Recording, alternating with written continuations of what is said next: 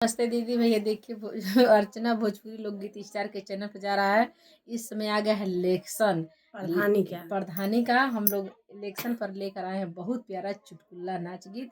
आप लोग बहुत ज़्यादा प्यार दुलार दीजिएगा, इस गीत को वायरल कर दीजिएगा और आगे बढ़ा दीजिएगा और ज़्यादा से ज़्यादा सपोर्ट करिएगा और कमेंट बताइए गीत आप लोग को कैसा लगा।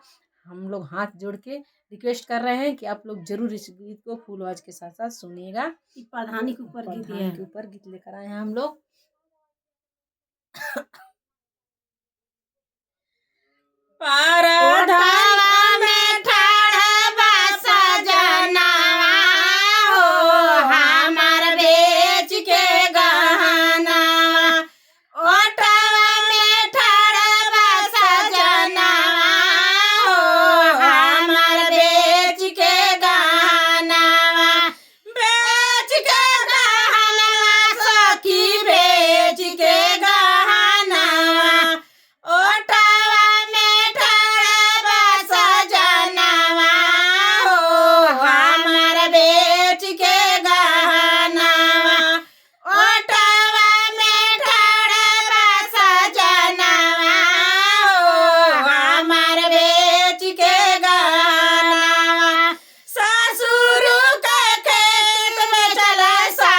जी के